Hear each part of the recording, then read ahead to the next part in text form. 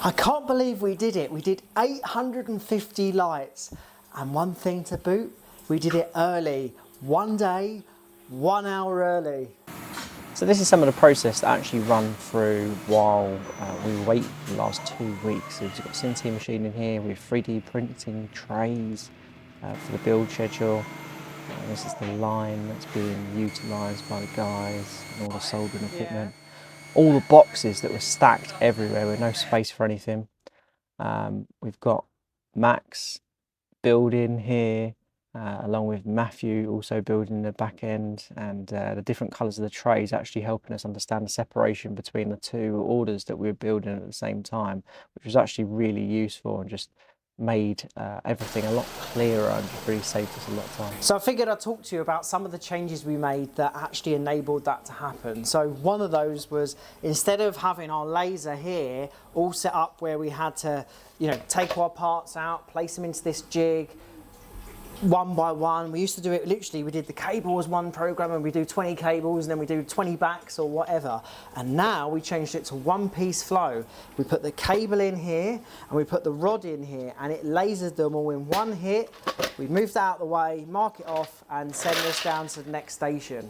We even changed from tinning our cables by hand with solder wire to dipping the cable straight in here and straight into this solder pot, and that saves 15 seconds, 10 seconds on every single light, and all of that adds up. We also made small changes to how we do our cables. So traditionally we would take our cable, just like this one here, and we'd hand solder this straight on. But now, instead what we would do is we actually bring this in like this. We've still got to add the button for this yet, but this is all like time-saving stuff that we do. And then you basically bring this down and it would solder it all in one hit.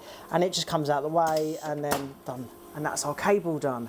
Just all these little time savings just add up. We created different trays for different lights. So this was our planting light one, this was our micro spike spot one, and this is our downward spike spot one, and it helped us have visual control, and also meant that all of our parts were actually in the trays as we needed them, as we needed to flow these down. We even created a tray return system, because the thing is that these trays were getting left at the end. So now all that happens is basically the trays go on this rail and they go back to the beginning again. Isn't that awesome? We also made it that our powder coating was as close as possible to where it needed to be. So you'd spray the parts here, put them in the oven, take them out the oven, pop them in the tray and send the tray down the rail.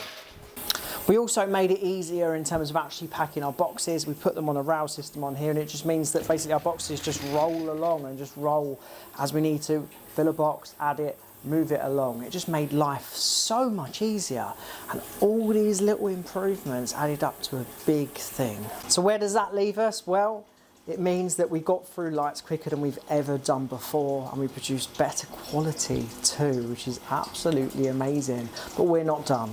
This journey, this improvement journey, never ever ends. It never stops. There is no such thing as perfect.